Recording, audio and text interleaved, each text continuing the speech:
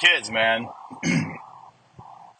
Like, if you don't know how to be happy or what to do with yourself when there's nothing to do, you know, I get it because I'm the same way, right? Like, you stop drinking, you have all this time on your hands, and you're supposed to be happy, which for the most part you are because you feel physically better. Like, you don't wake up nauseous every day.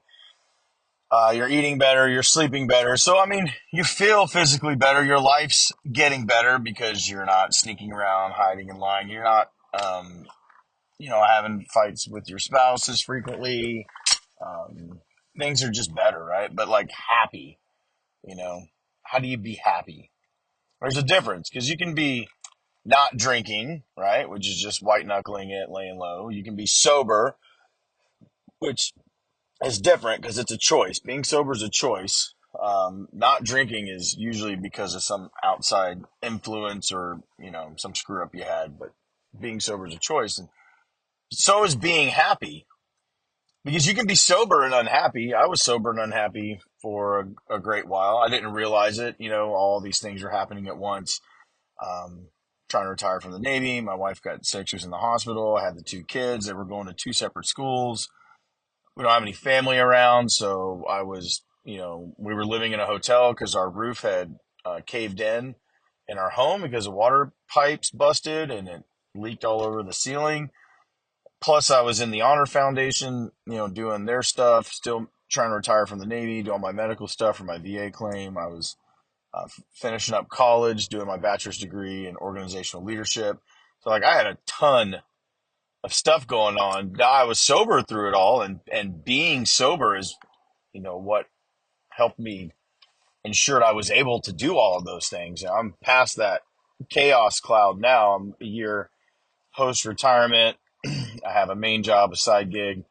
Things are going well, but to be happy is what I'm learning now, right? And the best advice I could give anybody, because it worked for me, is if you don't know how to be happy, if you don't know what you're supposed to do, and you're just sitting around your house with this sober free time on your hands, just do whatever your kids are doing.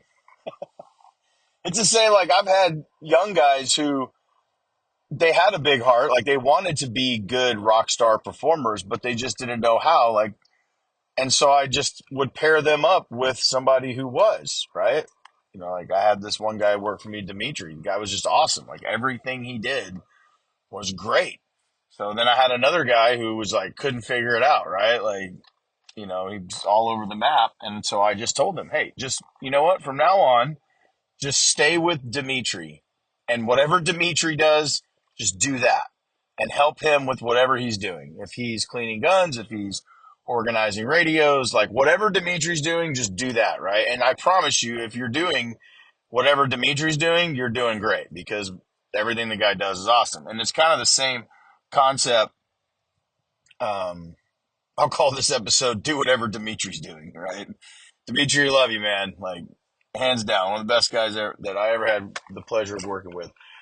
But I kind of took that approach now that I'm trying to learn how to be happy.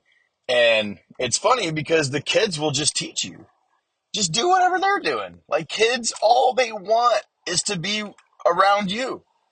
You're their hero. Like, think back to when you were a child and your dad came into your room and, like, sat down and played video games with you. It never happened, right? And if it did, it was like, oh my God, mom's in my room. This is awesome. Mom, check this out. Mom, check that out. Look at this. Look at that. They're just so excited that you're in there, you're interested in their lives, and you're doing something with them. So what I've done is I just go in the room and hang out with them. And go lay on the bed. In my granddaughter's room, there's a PS5. They've got a couple little kid games on it, and I'll just sit on the bed and watch them play the game, cheer them on, give them high fives. Sometimes I'll play if they ask me to. Not very good at it, and they're just over the moon, happy just because you're in there. There's no drugs or alcohol involved, just pure joy of just being around each other, man. And I had to. It took me a while to settle into that because I just always felt like I needed to be up doing the next thing, and that held me back from really being able to enjoy these moments with the kids.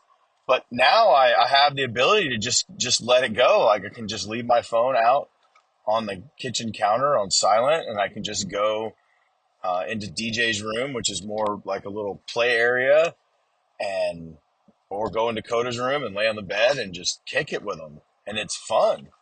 They like to color and do art. They do all these little. The other day, Dakota wanted to make a nice um, match holder for my wife's bathroom, where she has a bigger bathtub in there, and so you can take baths in there. So we have like the ladies use that bathroom primarily, and the boys we use the other bathroom, right?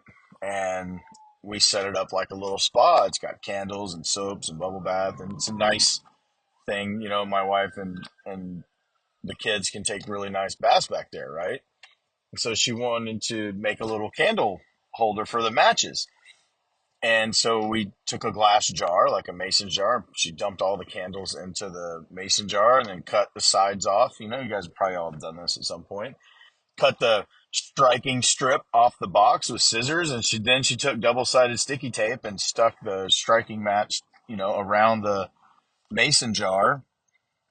And she took some of her beads and stuff and decorated the jar. It was like really, really cool. I was like, that's so creative and so much fun. We did it together, and she just kind of ran with it, and I watched her and helped her where I could.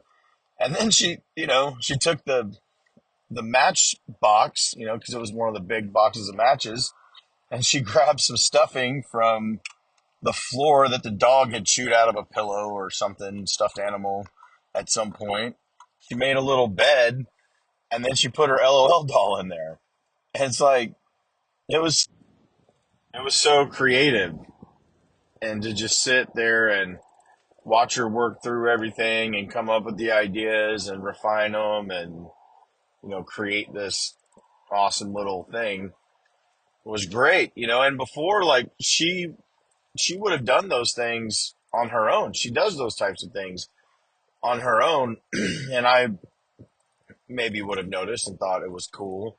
The LOL bed box thing, I would have been like, oh, that's cool, but I wouldn't have appreciated all the work she did